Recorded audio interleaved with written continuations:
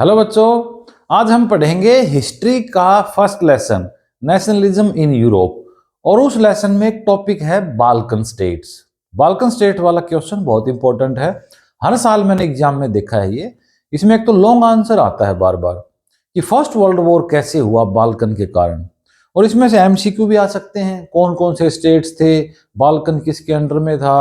ये सारी बातें हम पढ़ेंगे और इस पर डिस्कस करेंगे बाल्कन स्टेट्स पे। लेकिन पहले हम पढ़ेंगे मैप।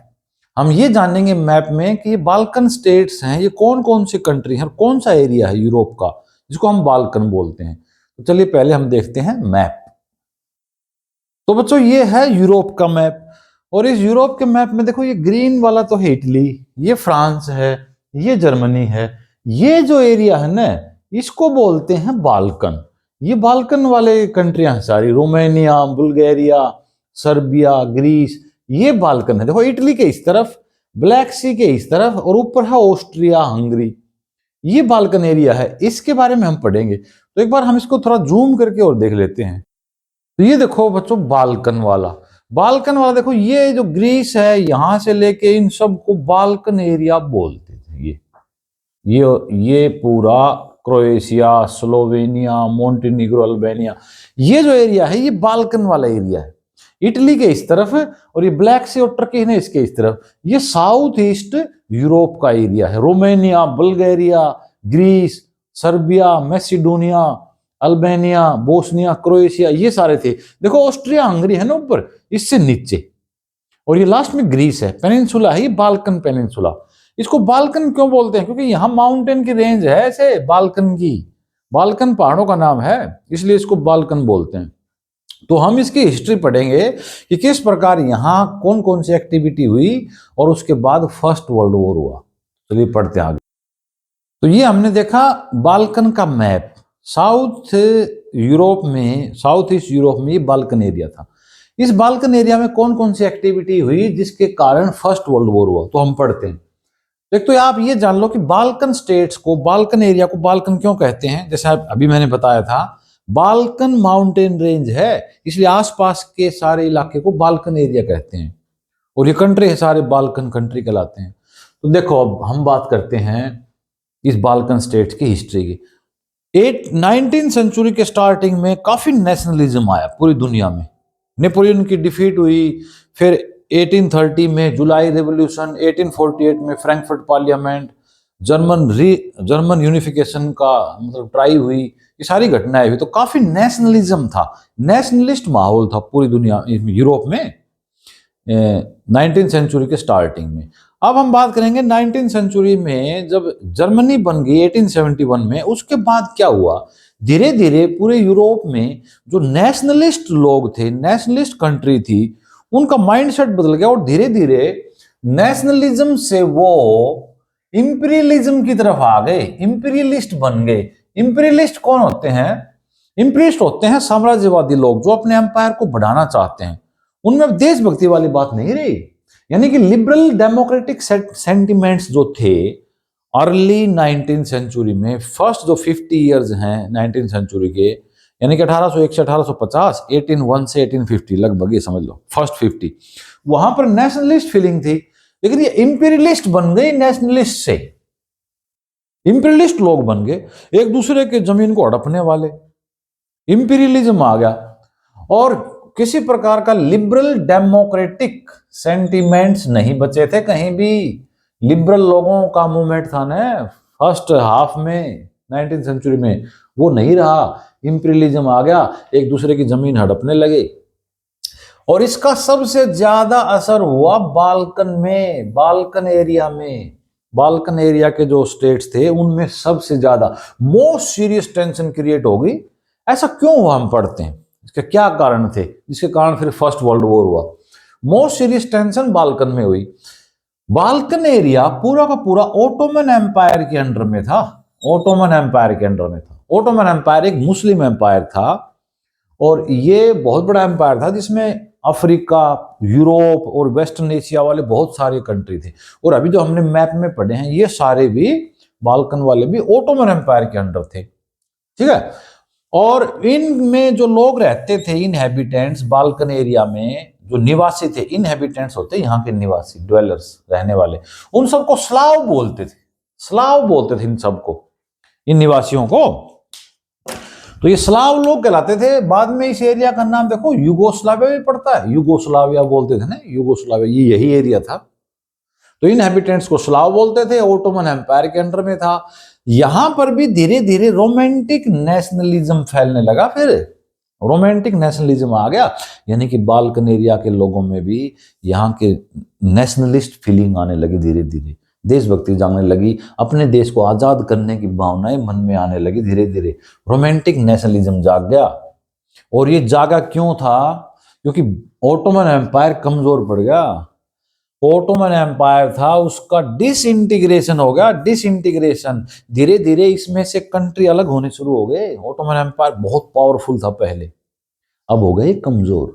कमजोर होने से मौका मिल गया बाल्कन वाले स्टेट्स के लोगों को कि हम भी अपना इंडिपेंडेंट स्टेट्स बनाएंगे, इंडिपेंडेंट रहेंगे, ओटोमन एम्पायर के अंडर, मुस्लिम अंडर क्यों रहेंगे इनके अंडर हम। तो ये भावनाएं जाके डिसइंटीग्रेशन हो गया ओटोमन एम्पायर का, टूटने लगा ये। तो फिर धीरे धीरे जो यूरोपियन नेशनलिटीज थी, जो यूरोप के लोग जो ओटोमन एम्पायर के अंडर थे, वो ब्रेकिंग अवे, टूटने लगे, मतलब अलग होने लगे। They started separating from Ottoman Empire. European nationalist की डिमांड शुरू होगी ओटोमन एम्पायर के कमजोर पड़ते ही। तो उन्होंने क्या किया, अपनी इंडिपेंडेंस डिक्लेयर कर दी सबने। दे डिक्लेयर्ड देयर इंडिपेंडेंस।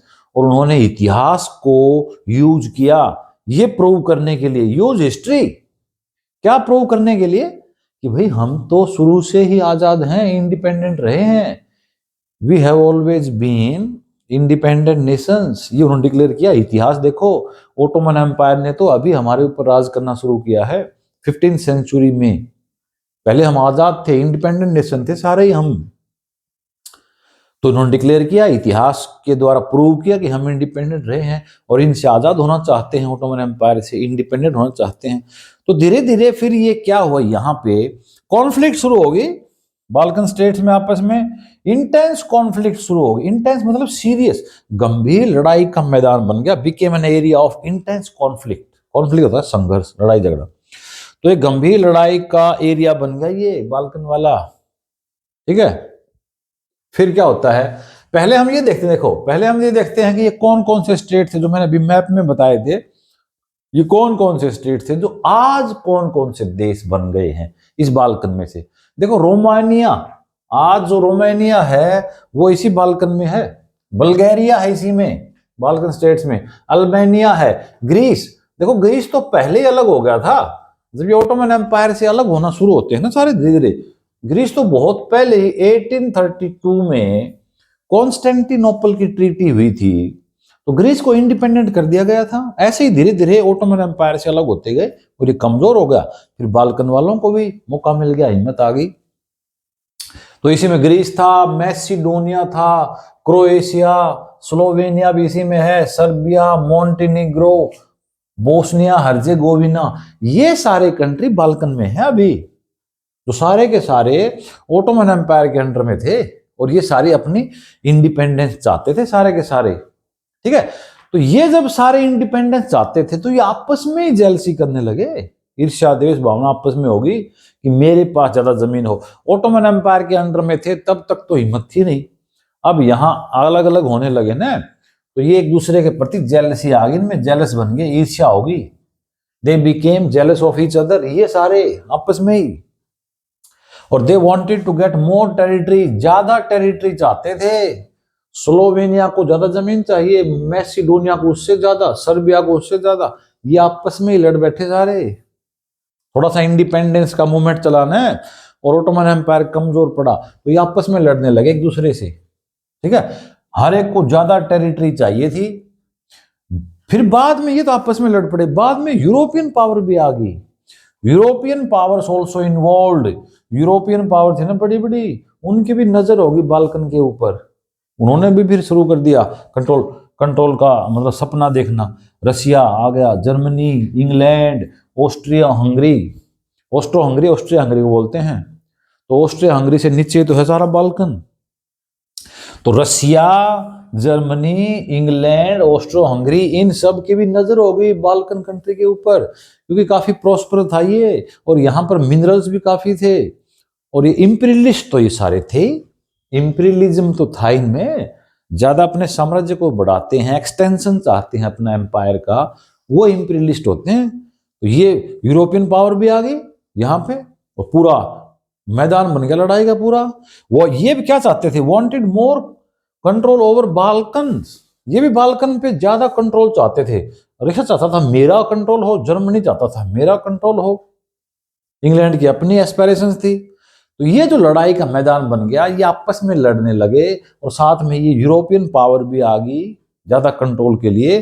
तो फिर इसके कारण सीरीज ऑफ वॉर शुरू होगी, लड़ाइयों का सिलसिला शुरू होगा धीरे धीरे, लेट 19th सेंचुरी।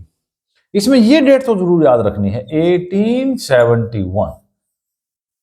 ये जो जर्मन यूनिफिकेशन हुआ, इसके बाद ये सारा चेंजेस हुआ है, क्योंकि यहां तक तो नेशनलिस्ट फीलिंग चल रही थी ना, देशभक्ति की भावनाएं, कोई मेजिनी है, कोई गैरीबाल्डी है, अलग अलग, ये नेपोलियन की डिफीट के बाद। लेकिन बाद में ये इंपीरियलिस्ट बन गए, धीरे धीरे ये फीलिंग चेंज हो गई, लिबरल डेमोक्रेटिक सेंटिमेंट नहीं रहे, एक दूसरे पे कब्जा करने की होड़ लग गई। तो लेट 19th सेंचुरी में लड़ाई झगड़े शुरू हो गए, यूरोपियन पावर भी आ गई और ये आपस में भी करने लगे। इसी के कारण फिर आपस में फर्स्ट वर्ल्ड वॉर की नींव तैयार होती है, बेस और फाउंडेशन तैयार हो जाता है, और इसी के कारण फाइनली फर्स्ट वर्ल्ड वॉर होता है, 1914 में शुरू होता है। ये सारी सर्कमस्टेंसेस थी जिसके कारण भी फर्स्ट वर्ल्ड वॉर शुरू हुआ। ठीक है, तो ये हमारा टॉपिक था छोटा सा, बहुत इंपॉर्टेंट है ये बाल्कन के बारे में। बाल्कन तो था ओटोमन एम्पायर के अंडर में था, यहाँ पर नेशनलिस्ट फीलिंग आई तो ये इंडिपेंडेंट होने लगे, और ये फिर बाद में आपस में लड़ने लगे ज्यादा टेरिटरी के लिए। फिर यूरोपियन पावर्स थी ना, Russia, Germany, England, Austria Hungary, ये भी आ गए, ये भी ज्यादा कंट्रोल चाहते थे। तो ये पूरा एक सिनेरियो बन गया लड़ाई का, और इसके कारण सीरीज ऑफ वॉर शुरू हो गई लेट 19th सेंचुरी में, और फिर फाइनली फर्स्ट वर्ल्ड वॉर हुआ इसी कारण से। ठीक है, तो ये था हमारा आज का टॉपिक। Thanks for watching.